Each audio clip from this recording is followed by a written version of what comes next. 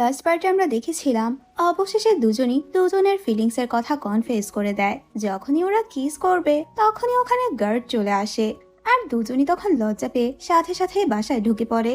এরপর তো রোয়ান নিজ হাতে সং এর জন্য রান্না করে। আজকে দুজন অনেক গল্প করে। সং বলে, আমি তোমাকে প্রথম ওই কমিক শপে দেখেছিলাম যেখানে তুমি প্রায়ই যেতে, আর আমরা দুজন তো সেম কমিক পড়তাম। তুমি বইয়ের মধ্যে যে নোটগুলো রাখতে ওগুলো আমাকে সে সময়টাতে অনেক মোটিভেট করেছে। রোয়ান প্রথম এগুলো জানতে পারে তখন তো প্রচন্ড শকড হয়ে যায়। তার মানে এই নোটসগুলো ওর ক্রাশের সাথে ওর আদান প্রদান হতো। এরপর সং বলে, আমি কি তোমার বাসায় শাওয়ার নিতে পারি? আমার গাড়ির মধ্যে আমার জামা কাপড় আছে। রোয়ান বলে, আচ্ছা ঠিক আছে, তুমি ফ্রেশ হয়ে নাও, আমার তো প্রচন্ড ঘুম পাচ্ছে। সং ফ্রেশ হয়ে ওর অফিসিয়াল কিছু কাজ করছিল। লিওকে জিজ্ঞেস করে, তুই কোথায় গিয়েছিস? চায় নাকি ঠিক মতো ল্যান্ড করেছিস? সং বলে, আমি তো ডিরেক্ট এসেছি একজনের বয়ফ্রেন্ড হওয়ার জন্য। যেটা শুনে লিও প্রচন্ড শকড হয়ে যায়। তোর বয়ফ্রেন্ড হওয়ার জন্য কিছুই করা লাগেনি? সং বলে, না, কি করতে হবে? সং যখন রোয়ানের রুমের লাইট অন দেখতে পায় ও রোয়ানকে জিজ্ঞেস করে, তুমি কি এখনো ঘুমাওনি? আচ্ছা, আমি কি তোমার রুমে আসতে পারি? রোয়ান বলে, ওয়েট 2 মিনিট পরে আসো। এরপর তো সুন্দরভাবে নিজের চুল সেট করে। ওরা দুজন হাই স্কুল নিয়ে গল্প করতে থাকে। এখানে রোয়ান আর সং দুজন দুজনের সম্পর্কে অনেক কিছু জানতে পারে, আর কিছু মিসআন্ডারস্ট্যান্ডিং ছিল এগুলো ক্লিয়ার হয়ে যায়। সং তখন রোয়ানকে নোবেলের একটা সিনের কথা জিজ্ঞেস করে যেটা ও সংকে বলেনি। রোয়ান বলে, আসলে আমি তো ওই সিনের মধ্যে একটা কি সিন অ্যাড করেছিলাম। আমি তো শুধুমাত্র নিজের ইমাজিনেশন থেকে এগুলো লিখেছি, কিন্তু আমার কোনো এক্সপেরিয়েন্স ছিল না। সং বলে, কিন্তু ওই সিনটা খুবই রিয়ালিস্টিক মনে হচ্ছিল। আচ্ছা, তুমি কি এক্সপিরিয়েন্স করতে চাচ্ছ? এটা বলে ও রোয়ানকে কিস করে, যেটাতে তো রোয়ান প্রচন্ড শকড হয়ে যায় আর বলে, তুমি তো শান্ত হয়ে কিভাবে কিস করতে পারলে? সং তখন রোয়ানকে নিজের বুকে টেনে নেয়। আমার হার্টবিট শুনো, দেখো আমার হার্টবিট কত ফাস্ট হয়ে গিয়েছে। পরদিন সকালে সং রোয়ানের জন্য ব্রেকফাস্ট রেডি করছিল। হঠাৎ করে রোয়ানের বাসা ওর বাবা মা চলে আসে, আর রোয়ানের বাবা মা তো সংকে এখানে এভাবে দেখে অনেক বেশি শকড হয়ে যায়। রোয়ান ঘুমাচ্ছে আর সং ওর বাসায় ব্রেকফাস্ট বানাচ্ছে। ওরা তো ভাবতেই পারেনি এত জলদি ওদের মধ্যে যে প্রেমও তৈরি হবে। সং তো খুব সুন্দরভাবেই রোয়ানের বাবা মাকে ট্রিট করছিল, যেটাতে ওরা সং এর উপর আরো বেশি ইমপ্রেস হয়ে যায়। কিন্তু রোয়ানের মা একটু আপসেট ছিল।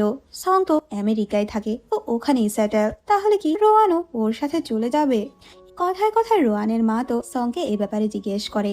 সং বলে, আসলে আমি অনেক আগে থেকে আমেরিকাতে কেস নেওয়া বন্ধ করে দিয়েছি, আর এখানে তো আমার একটা বড় ল ফার্মও রয়েছে। এখন তো আমি এখানেই সময় দিচ্ছি। আমার ক্যারিয়ার আমি আবার এখান থেকেই শুরু করতে চাই। যেটা শুনে রোয়ানের বাবা মা দুজনই স্বস্তি পায়। রোয়ান তো দূর থেকে এগুলো শুনতে পায়। ও তখন সংকে এ ব্যাপারে জিজ্ঞেস করে, তুমি কি আমার জন্য এরকমটা করতে চাচ্ছ? সং বলে, আমি নিজেও চাচ্ছি চায়নাতে শিফট হয়ে যেতে। আমি তো আগে ভেবে রেখেছিলাম আমি ওখান থেকে এখানে শিফট হয়ে যাব। এরপর ওরা যখন ল ফার্মে আসে, লিউ এর সাথে ওদের দেখা হয়। সং লিউ এর সামনে রোয়ানের হাত ধরে, মানে ফাইনালি নিজে ওকে গার্লফ্রেন্ড বানাতে পেরেছে। লিউ এর সামনে ফ্লেক্স মারতে থাকে। সং এর ল ফার্ম তো শাওলিনের কেসটা লড়ছে। সং এর কাছে তো এখনো লাইসেন্স ছিল না, কিন্তু ও খুব কাছ থেকেই এই কেসটি সামলায়। রোয়ান নিজেও এই কেসটা নিয়ে অনেক বেশি আপসেট ছিল, কারণ শাওলিন ওর ক্লাসমেট ছিল, আর ওর যে গার্লফ্রেন্ড মারা গিয়েছে তার সাথে ওর কয়েকবারই মিটিং হয়েছিল। আজকে মিটিং শেষ করে রোয়ান আর সং যখন ল ফার্ম থেকে বের হয় তখন ওরা লিউকে একটা মেয়ের সাথে দেখতে পায়। আসলে মিং তো লিউ এর জন্য লাঞ্চ নিয়ে এসেছে, কিন্তু যখনই মিং এখানে রোয়ানকে দেখতে পায় ও তখন রোয়ানকে বলে, আমি তো তোমার সাথেই দেখা করতে এসেছি, তোমার জন্য লাঞ্চ রেডি করে এনেছি। এরপর তো ওরা চারজন একসাথেই লাঞ্চ করে। সং আর লিউ দুজনই নিজেদের গার্লফ্রেন্ডকে খুব সুন্দরভাবে ট্রিট করছিল। লিউ যখন মিংকে নিজের খাবার অফার করে তখন তোরা একটু অবাক হয়ে যায়, কিন্তু লিউ এর আচরণে রোয়ানের একটু সন্দেহ হয়। ও বুঝতেই পারে নিশ্চয়ই ওদের দুজনের মধ্যে তো কিছু একটা চলছে। পরের সিনে আমরা জানতে পারি সং কখনোই ক্রিমিনালের কেস নিত না, কারণ ওর মা ক্রিমিনাল কেস নেওয়াটা একদমই পছন্দ করতো না। ও যখন লয়ার হয়েছিল তখন থেকে ওর মা ওর সাথে কথা বলে না। আসলে ওর বাবা মায়ের ডিভোর্স হয়েছিল এক ক্রিমিনাল কেস নিয়েই। ক্রিমিনাল কেস নেওয়ার কারণে ওর বাবাকেই সবাই ব্লেম করতো। সং যখন শাওলিনের কেসটি নিয়ে কাজ করছিল তখন তো ওর বারবার ওর ফ্যামিলি কনফ্লিক্টের কথাই মনে পড়ে, যার কারণে ও অনেকটাই আপসেট ছিল। আজকে যখন ও ল ফার্মে আসে তখন দেখতে পায় নিচে ভিকটিমের ফ্যামিলিরা প্রোটেস্ট করছে। এখানে ভিকটিমের ফ্যামিলিরা ওদেরকে অনেক গালিগালাজ করে, অনেক উল্টাপাল্টা কথাও শোনায়। সং এর তখন সে পুরনো স্মৃতিগুলো মনে পড়ে যায়। ওর বোন আর ওকে মানুষ অনেক বেশি মেন্টালি টর্চার করতো। ওই ট্রমা থেকে বের হতে তো ওর অনেক সময় লেগেছিল। প্রেজেন্টেও সং এগুলো দেখে অনেক ট্রমাটাইজ হয়ে পড়ে। তখন রোয়ান ওকে সাহস যোগায়। রোয়ান সং এর অ্যাসিস্ট্যান্ট হয়ে ভিকটিমের ফ্যামিলিকে বোঝানোর চেষ্টা করে, আমরা তো তোমাদের এগেনস্টে না, কিন্তু আমরা চাই আসল ক্রিমিনালকে ক্যাচ করতে। তোমাদেরকে ইনসাফ দেওয়ারই আমরা সর্বোচ্চ চেষ্টা করছি। অন্যদিকে আমরা দেখতে পাই শিকেও স্কুলে কিছু স্টুডেন্ট বুলি করছিল ওর বাবার প্রফেশন নিয়ে। শিয়ের সাথে তখন ওদের খুব বাজেভাবেই ঝগড়া লেগে যায়, আর ঝাও তখন শিয়ের সাপোর্ট নিয়ে ওদের সাথে ঝগড়া করে। ঝগড়া খুব বড় পর্যায়ে চলে যায়, যার কারণে ওদের গার্ডিয়ানকেও ডাকা হয়। সং যখন এগুলো জানতে পারে তখন তো ওর পুরনো ট্রমার কথা মনে পড়ে যায়। ও আবারও এই ট্রমাগুলো ফেস করতে চায় না। রোয়ান তখন সংকে বাইরেই থাকতে বলে, আর ও তখন নিজে প্রিন্সিপালের রুমে আসে। এখানে ও খুব সুন্দরভাবেই শিকে ডিফেন্ড করে। ও যেভাবে লজিক নিয়ে কথা বলছিল, কেউই আর ওর বিরুদ্ধে কোনো কথা বলতে পারে না। সে তো অনেক বেশি খুশি হয়ে যায়। সং তো রোয়ানের এই সাইড দেখে আরো বেশি ইমপ্রেস হয়ে যায়। রোয়ান ওর জন্য এমন এক পার্টনার যে ওকে খুব ভালোভাবে বোঝে, ওকে সব সিচুয়েশনে সাপোর্ট করে। এরপর সং আর রোয়ান তো শিকে বাসায় দিয়ে যায়। তখন ওরা শুনতে পায় সং এর মাকে তো নেইবাররা খোঁচা মেরে কথা বলছিল, আগে তো তোমার ছেলে ক্রিমিনালদের সেভ করতো, ওদের শাস্তির হাত থেকে বাঁচাতো, এখন তোমার ছেলেও সেম কাজই করছে। এগুলো যখন ওর মা জানতে পারে তখন তো উনি অনেক বেশি রেগে যায়, আর ওনার পুরনো সে সিচুয়েশনের কথা আবারও মনে পড়ে। এখানে সংকে দেখে জিজ্ঞেস করে, ওর আমাকে যা বলছে তা কি সত্যি? সং তো প্রচন্ড ভয় পেয়ে যায়। ওর মায়ের সামনে ও কোনো কথাই বলতে পারছিল না। ওর মা বলে, যদি এগুলো সত্যি হয়ে থাকে তাহলে আমি আর কখনোই তোমার ফেসও দেখতে চাই না। যেটাতে সং অনেক বেশি ভেঙে পড়ে। ওর রোয়ানের সাথে শেয়ার করে ওর মা কেন এত রেগে আছে। আগে তো ওর বাবাকে সবাই ব্লেম করতো, কিভাবে ওর বাবা ক্রিমিনালদের কেস নিত, ওদের শাস্তি থেকে ওদের বাঁচিয়ে দিত। আমার বাবার এক ক্লায়েন্ট ছিল যে পরে নিজে মার্ডারার প্রমাণিত হয়েছে। তখন তো আমার বাবা ওনাকে বাঁচাতে পারেনি, যার কারণে আমার বাবা এখান থেকে আমেরিকায় চলে গিয়েছে। কিন্তু আমি ভালো করে জানি আমার বাবা কখনো খারাপ কাজ করতে পারে না। আমার বাবা ভিকটিমদেরই বাঁচানোর চেষ্টা করত। সমাজ যাদেরকে ক্রিমিনাল হিসেবে প্রমাণ করতে চেয়েছিল, যাদেরকে সমাজই ফাঁসাতে চেয়েছিল, আমার বাবা ভালো করেই জানতো ওনার ক্লায়েন্ট নির্দোষ, যার কারণে উনি ওনার কেসটি নিয়েছিল। কিছুদিন পর সং জানতে পারে ওর বাবা যে ক্লায়েন্টের কেস লড়ছিল, ওনার কেসটি আবারও হাইলাইট হয়েছে, আর ইনভেস্টিগেশনের পর প্রমাণিত হয়েছে উনি নির্দোষ। 10 বছর বিনা কারণে জেলে থাকার পর ফাইনালি উনি মুক্তি পায়। লোকটি আজকে যখন জেল থেকে বের হয়, সং ওনাকে রিসিভ করতে আসে। লোকটি তো অনেক বেশি ইমোশনাল হয়ে পড়ে। তোমার বাবা ওই সময়টাতে আমার পাশে ছিল যখন আমাকে কেউই বিশ্বাস করেনি। পুরো মিডিয়াতে এই নিউজটি ছড়িয়ে পড়ে। সং এর মা যখন এই নিউজটি দেখতে পায় তখন উনি প্রচন্ড অবাক হয়ে যায়, আর খুবই গিল্টি ফিল করতে থাকে। উনি তো সং এর সাথে দেখা করতে আসে, বারবার সরি বলে, হয়তো আমি তোমার বাবাকে সাপোর্ট করতে পারিনি, কিন্তু আমি তোমাকে সব সময় সাপোর্ট করে যাব। সংও তখন অনেক বেশি ইমোশনাল হয়ে পড়ে। ফাইনালি এত বছর পর মা আর ছেলের মধ্যে সম্পর্ক আবারও ঠিক হয়ে যায়। কিছুদিন পরের সিন দেখি, আজকে রোয়ান আর সং একসাথে লাঞ্চ করছিল। ওরা লিউকেও ওদের সাথে লাঞ্চ করতে বলে। লিউ বলে, আমার বাইরে কিছু কাজ আছে, আমি ওখানেই খাবার খেয়ে নেব। কিন্তু এখানে আমরা দেখতে পাই মিং খাবার নিয়ে পার্কিং এ ওর জন্য ওয়েট করছিল। এরপর তো লিউ ওখানে আসে। ওরা যখন একসাথে লাঞ্চ করছিল তখনই মিং এর কাছে রোয়ানের কল আসে, তুমি তো ধরা পড়ে গিয়েছো, এখনই তুমি উপরে আসো। মিংও বুঝতে পারে ওরা যে ধরা পড়ে গিয়েছে। ও তো রোয়ানকে ফেসই করতে পারছিল না, আর লিউ প্রচন্ড লজ্জা পাচ্ছিল। মিং বলে, আরে এখনো তো আমি ওকে পার্মানেন্ট বয়ফ্রেন্ড বানাইনি, আমি তো জাস্ট ওর পরীক্ষা নিচ্ছি। পার্মানেন্ট বয়ফ্রেন্ড হলে তো আমি সবার আগে তোমাকেই জানাতাম। কিন্তু এখানে আমরা দেখতেই পাচ্ছি ওরা দুজন একসাথে কতটা হ্যাপি। অন্যদিকে রোয়ান যখন আজকে মিটিং আসে, ওখানে ওর সাথে ফ্যাং এর দেখা হয়ে যায়। মিটিং শেষ করে ও যখন সং এর সাথে কথা বলছিল, কলে তো ও ফ্যাংকে দেখতে পায়। ফ্যাংকে এখানে দেখে ও একটু জেলাস হয়ে যায়। এখানে রোয়ান এক প্রডিউসারের কথা শুনতে পায় যে প্রায়ই মেয়েদেরকে হ্যারাস করতো। আজকে রোয়ান একটা জিনিস নোটিস করে, ও যখন এলিভেটরে ছিল ওই প্রডিউসারের সাথে এক মেয়েকে দেখতে পায়। মেয়েটি তো একটু ভয় পাচ্ছিল, আর রোয়ান তখন বুঝতে পারে ওনার ইন্টেনশন খুবই খারাপ। রোয়ান তখন মেয়েটিকে হেল্প করার ডিসিশন নেয়। মেয়েটিকে বাঁচানোর জন্য ও তখন ওখানে ফায়ার অ্যালার্ম বাজিয়ে দেয়। ইমার্জেন্সি ফায়ার ফাইটার ওখানে চলে আসে, আর এতে তো ওই প্রডিউসার ভয় পেয়ে ওখান থেকে চলে যায়। রোয়ান তো ছুটে মেয়েটির কাছে আসে। মেয়েটি অনেক বেশি ভয় পেয়েছিল। এই লোকটি ওর সাথে জোর জবরদস্তি করার চেষ্টা করেছে। হয়তো রোয়ানকে অনেক বেশি ধন্যবাদ জানায়। এরপর রোয়ান যখন বাসা আসে, কিছুক্ষণ পর সংও ওর সাথে দেখা করতে আসে। সং বলে, আজকে তো আমি প্রচন্ড ভয় পেয়ে গিয়েছিলাম। যে বিল্ডিং এ আগুন লেগেছিল তুমিও সেখানে ছিলে। রোয়ান বলে, আরে কোনো আগুন লাগেনি। এরপর আজকের পুরো কাহিনী ওকে শোনায়। সংও তখন প্রমিস করে মেয়েটিকে ও সর্বোচ্চ সাহায্য করার চেষ্টা করবে। এরপর কাজের কথা সাইডে রেখে দুজনে ডেটিং লাইফটা এনজয় করে। পরদিন ওই মেয়েটি ওদের সাথে দেখা করতে আসে, যার নাম মিয়াও ছিল। ও তো প্রচন্ড ভয় পাচ্ছিল। এত বড় প্রডিউসারের বিরুদ্ধে ও কিভাবে কেস করবে যদি ওর ক্যারিয়ার নষ্ট হয়ে যায়। ওরা তখন ওর সাহস জোগায়, আর মেয়েটিও তখন পুলিশে গিয়ে ওই প্রডিউসারের বিরুদ্ধে হ্যারাসমেন্টের কেসও করে। কিন্তু ওনাকে যখন ইনভেস্টিগেশনের জন্য আনা হয়, তখন সর্বোচ্চ চেষ্টা করতে থাকে নিজেকে ইনোসেন্ট প্রমাণ করার। আর মেয়েটিকে উল্টো দোষারোপ করতে থাকে। ও নিজেই আমাকে সিডিউস করেছে, ও আমার থেকে হেল্প নিতে চাচ্ছে, আমাকে ব্ল্যাকমেল করে পরবর্তীতে ও আমার সুবিধা নিয়ে নিজের ক্যারিয়ারটাকে বিল্ড আপ করতে চাচ্ছে। তোমরা শুধুই আমাকে সন্দেহ করছো। ওর প্ল্যান জানার পর ও উল্টো আমাকে এভাবে ব্ল্যাকমেল করা শুরু করেছে। মিয়ার যখন মেডিকেল টেস্ট করানো হয়, ওর উপর কোনো ফিজিক্যাল টর্চার, জোর জবরদস্তির কোনো চিহ্নও পাওয়া যায়নি, যার কারণে এখন তো মেয়েটি দোষী প্রমাণিত হচ্ছে। সং তো অনেক বেশি ফ্রাস্ট্রেটেড হয়ে পড়ে, কারণ এই দুটো কেসই ওর হাতের থেকে বাইরে চলে যাচ্ছে। ও কোনোভাবে এই কেসটি মিলাতে পারছে না। রোয়ান আর লিউ ওকে কনসোল করে, নিশ্চয়ই আমরা কোনো উপায় বের করব। ওরা এই কেসগুলো নিয়ে কথা বলছিল।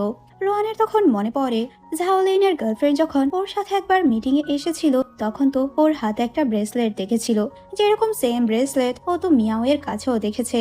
ওই প্রডিউসার ওকে গিফট করেছিল।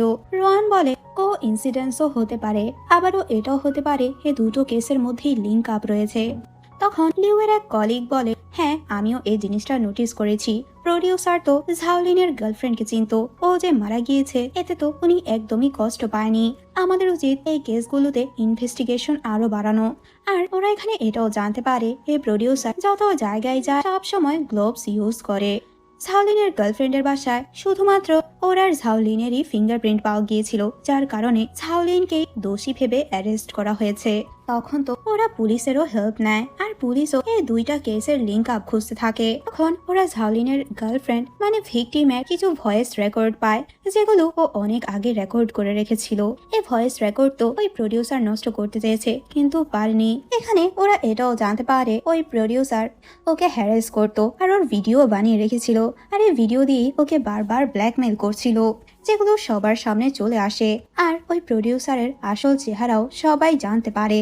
ঝাওলিন নির্দোষ প্রমাণিত হয়, আর ওই প্রডিউসারকে পুলিশ অ্যারেস্ট করে। সংও ওর দুটো কেসই জিতে যায়। রোয়ান সং এর মন ভালো করার জন্য ওকে ডেটে নিয়ে আসে, আর একসাথে ওরা অনেক মজা করে।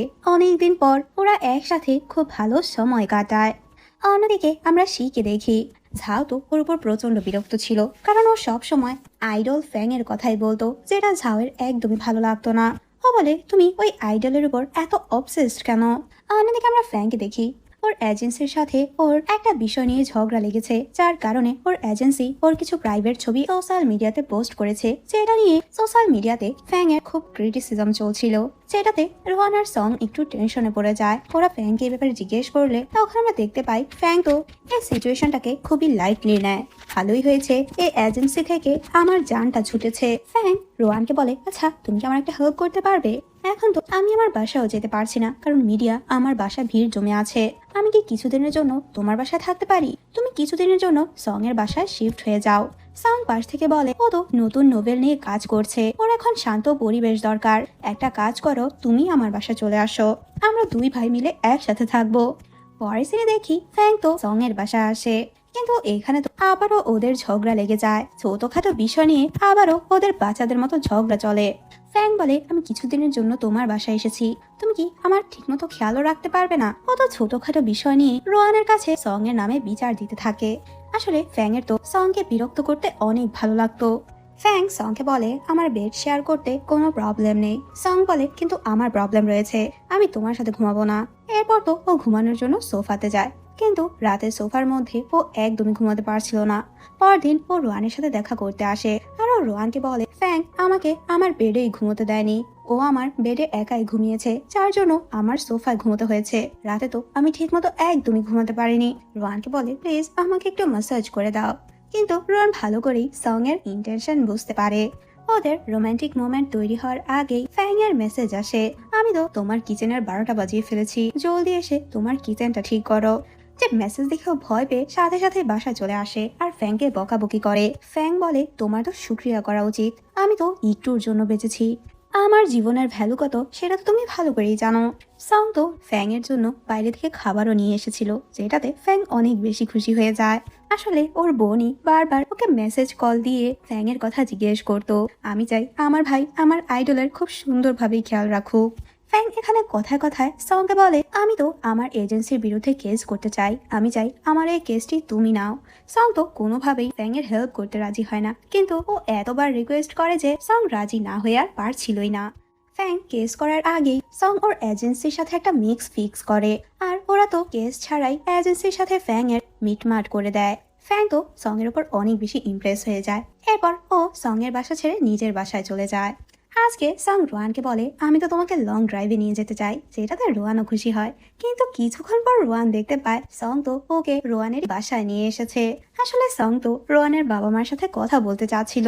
সং তখন অফিসিয়ালি ওদের রিলেশনশিপের কথা ওর বাবা মাকে আবারও জানায়। ওর বাবা মা তো সংকে অনেক আগেই নিজের মেয়ের জামাই হিসেবে মেনে নিয়েছে। রোয়ানের মা তো রোয়ানকে অনেক বেশি ধন্যবাদ জানায় সং এর মতো ছেলেকে চুজ করার জন্য। ওর বাবা মা তো সং এর সাথে ওকে এত খুশি দেখে নিজেরাও অনেক বেশি খুশি হয়, কারণ ওনারা তো এরকম একটা ফ্যামিলি চাচ্ছিল। রোয়ানের সাথে চ্যানশিশির বাবা দেখা করতে আসে। চ্যানশিশির কর্মকাণ্ডের জন্য উনি আবারও ওদেরকে সরি বলে। রোয়ান বলে এতে তো আপনার কোনো দোষই ছিল না। এখানে আমরা জানতে পারি চ্যানের বাবাও একজন প্রডিউসার ছিল, যে রোয়ানের এই নোভেলটিকে মুভি অ্যাডাপশন দিতে চাচ্ছিল। রোয়ানও চ্যানের বাবাকে অনেক বেশি পছন্দ করত, কারণ উনি আসলেই খুব ভালো এক মানুষ ছিল, যার কারণে ও আর সং ওনার সাথে কাজ করার জন্য রাজি হয়ে যায়। পরের সিনে আমরা দেখি সং ওর মায়ের সাথে রোয়ানের দেখা করায়। সং এর মা তো রোয়ানকে দেখে অনেক বেশি খুশি হয়। অবশেষে আমার ছেলে একটা গার্লফ্রেন্ড বানাতে পেরেছে, তাও আবার নিজের ফার্স্ট লাভকে। সে তো অনেক বেশি খুশি ছিল। সং এর মা জিজ্ঞেস করে আচ্ছা তোমরা বিয়ে কবে করছো, যেটা শুনে রোয়ান খুবই শাই ফিল করতে থাকে। এরপর রোয়ান যখন সং এর রুমে আসে তখন তো ও ওই বইগুলো দেখতে পায় যেগুলো ও হাই স্কুলের টাইমে পড়তো, যেটা তো অনেক বেশি খুশি হয়ে যায়। সং বলে আমি দূর থেকে সব সময় তোমাকে অবজার্ভ করতাম, তোমার কি পছন্দ অপছন্দ সবই আমি নোটিস করতাম, আর তোমার পছন্দের বইগুলোও আমি কালেক্ট করে রাখতাম। যেটাতে রোয়ান অনেক বেশি ইমোশনাল হয়ে পড়ে। ওর ধারণার চেয়েও সং ওকে বেশি ভালোবাসে। পরের সিনে আমরা দেখি রোহানের নোভেলের জন্য ক্যারেক্টারদের অডিশন চলছিল। এই প্রথম ফ্যাং আইডল থেকে অ্যাক্টরের জন্য অডিশন দেয়, তাও আবার রোহানের নোভেলের। ওর অ্যাক্টিং এত ভালো ছিল যে অডিশনে সবাই ওর অ্যাক্টিং খুব পছন্দ করে আর ওকে সিলেক্ট করা হয়। নোভেলের মধ্যে সং এর যে ক্যারেক্টার ছিল সেটা এখন ফ্যাংই প্লে করবে। ডিরেক্টর তো ওর অ্যাক্টিং এ অনেক বেশি অবাক হয়ে যায়, আমি কখনো ভাবতেও পারিনি তুমি এত ভালো অ্যাক্টিং করতে পারো। তখন ফ্যাং বলে আসলে এই ক্যারেক্টারের সাথে আমার অনেক কিছুই মিল রয়েছে, আমারও অপূর্ণ ভালোবাসা যেটা কখনোই পূর্ণতা পাবে না, আমি তো অ্যাক্টিং নিজের মন থেকেই করেছি। যেটা শুনে রোয়ান প্রচন্ড অবাক হয়ে যায়, ও জানতোই না ফ্যাং যে কাউকে পছন্দ করত। অডিশন শেষ করে আর ফ্যাং ওখান থেকে বের হয়ে আসে। ওরা যখন কথা বলছিল দূর থেকে সং ওদের দুজনকে একসাথে দেখে অনেক বেশি জেলাস হয়ে যায়। সং যখন জানতে পারে ফ্যাং অডিশনে সিলেক্ট হয়েছে তখনও অনেক বেশি শকড হয়ে যায়। তুমি তো সিঙ্গার, তুমি কি অ্যাক্টিংও করতে পারো? তখন ফ্যাং বলে তুমি তো একজন লয়ার, কিন্তু সারা জীবন অ্যাক্টিং করে গেলে, তুমি দেখবে তোমার যে ভালো অ্যাক্টিং আমি করব। এরপর তো ফাইনালি ওই মুভির শুটিংও শুরু হয়ে যায়। নিউ ইয়ার ইভের সিন দিয়েই মুভিটি শুরু হবে। আবারও সে সিচুয়েশনটা ক্রিয়েট করার প্রস্তুতি নেওয়া হচ্ছিল। রোয়ান অনেক বেশি ইমোশনাল হয়ে পড়ে, ওর তো হাই স্কুলের কথা মনে পড়ে। সং এর আমেরিকাতে কিছু কাজ ছিল, ও কাজগুলো শেষ করে আসবে। এরপর ওর বাবাকে নিয়ে একেবারের জন্য ওরা চায় না ব্যাক করবে। আজকে রোয়ান সংকে একটু বেশি মিস করছিল। এরপর যখন ফায়ার ওয়ার্কস শুরু হয় রোয়ান ভাবতে থাকে এই সময়টাতে ফার্স্ট সং আমার হাত ধরেছিল, হঠাৎ করে কেউ একজন ওর হাত ধরে। রোয়ান তো এখানে সংকে দেখে অনেক বেশি খুশি হয়ে যায়। ও রোয়ানকে সারপ্রাইজ দিতে চেয়েছিল, আর অবভিয়াসলি রোয়ান সারপ্রাইজ ছিল। এরপর তো সবার সামনে ও রিং দিয়ে রোয়ানকে প্রপোজ করে। অনেক বছর লেগেছে আমার ভালোবাসার কথা বলতে, আমি তো ওই জায়গা থেকে সবকিছু শুরু করতে চাই যেখান থেকে তুমি শুরু করতে চেয়েছো। আমি তোমাকে বিয়ে করতে চাই, সারা জীবন তোমার সাথে থাকতে চাই। যেটা শুনে রোহান অনেক বেশি ইমোশনাল হয়ে পড়ে। আর তখন আমরা দেখি এখানে সবাই উপস্থিত ছিল। রোহান সাথে সাথেই ওর প্রপোজালে রাজি হয়ে যায়। ওরা সবাই তো সং আর রোহানের জন্য অনেক বেশি খুশি হয়। পরদিনই ওরা দুজন ম্যারেজ রেজিস্ট্রিও করে নেয়। এখন তো ওরা লিগালি হাজব্যান্ড আর ওয়াইফ। ওরা দুজন একসাথে সেলিব্রেটও করে। একসাথে ওরা দুজন অনেক বেশি হ্যাপি ছিল। একদম পারফেক্ট একটা কাপল, পারফেক্ট লাইফ পার্টনার। আজকে তো রোহান প্ল্যান করেছিল ওরা একসাথে মুভি দেখবে, কিন্তু হরর মুভি সিলেক্ট করেছিল। আর তখন বৃষ্টিও হয়, ঠান্ডারও হয়। রোহান তো ঠান্ডার অনেক বেশি ভয় পেত, ও প্রচন্ড ভয় পাচ্ছিল। সং বলে, আমি আছি তো তোমাকে প্রোটেক্ট করার জন্য, তুমি ভয় কেন পাচ্ছ? আর আজকের রাতটা ওরা খুব সুন্দরভাবে স্পেন্ড করে। ফাইনালি সং এর বাবা চায়না ফিরে আসে। আর এতদিন পর সং এর বাবা মা একসাথে হয়েছে। সে তো অনেক বেশি ইমোশনাল হয়ে পড়ে। আবারও ওদের পরিবার এক হতে পেরেছে। আস্তে আস্তে মুভির শুটিংও শেষ হয়ে যায়। আজকে তো লাস্ট সিনের শুটিং ছিল। রোহানের সব ফ্রেন্ডরা আসে সেলিব্রেট করার জন্য। খুব সফলভাবে ওদের শুটিং শেষ হয়, যেটাতে সবাই অনেক বেশি খুশি।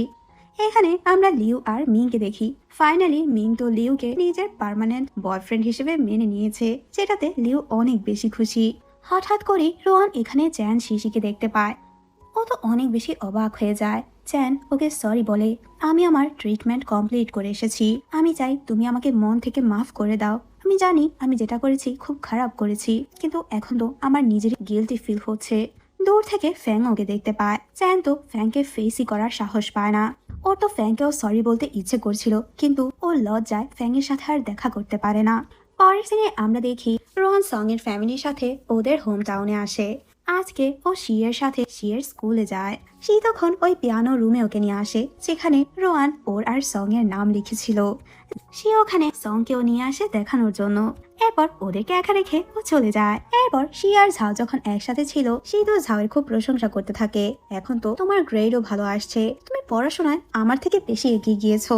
আসলে ঝাও পড়াশোনা ভালো মতো এজন্যই করছে, কারণ শি যে ভালো ভার্সিটিতে পড়বে, ও নিজেও সেখানে ভর্তি হতে চায়। আস্তে আস্তে ওদের গ্র্যাজুয়েশনের দিনও ঘনিয়ে আসে, কিন্তু ঝাওয়ের সাহসী হচ্ছিল না নিজের মনের কথা শিকে বলার। পরের সিনে আমরা দেখি রোহান আর সং তো ওদের বিয়ের ফাংশনের প্রিপারেশন নিয়েছিল। ওরা নিজেদের বিয়ের অ্যারেঞ্জমেন্টের কাজ করতে করতে খুবই টায়ার্ড হয়ে পড়ে। ফাইনালি ফাংশনের দিন চলে আসে। আজকে তো সংকে অনেক বেশি হ্যান্ডসাম লাগছিল, আর রোহানকে তো অনেক মিষ্টি লাগছিল। ওদের ফ্যামিলির সবাই ওদের খুব প্রশংসা করতে থাকে। সবাই মন থেকে ওদের জন্য খুশি ছিল। ফাইনালি এত বছরের ভালোবাসা এখন অফিসিয়ালি পূর্ণতা পেল। লিও তো অনেক বেশি ইমোশনাল হয়ে পড়ে। ও কখনো ভাবতেই পারেনি ওর ফ্রেন্ড নিজের ফার্স্ট লাভকে এভাবে পাবে। আর মিংকে বলে, আমরা দুজন কবে আমাদের বিয়ের প্রিপারেশন নিয়েছি। সেই তো ওর ভাইয়ের পূর্ণতাতে নিজেও ইমোশনাল হয়ে পড়ে। ঝাওয়ের হাতে আমরা ওই নোটটি দেখতে পাই। রোহান যেটা ওকে দিয়েছিল, ক্রাশকে কনফেস করে দিও। সেই যখন কান্না করছিল, ঝাও তো শিকে টিস্যু পেপার দেয়, কিন্তু ভুলবশত টিস্যুর সাথে ওই নোটটিও চলে যায়।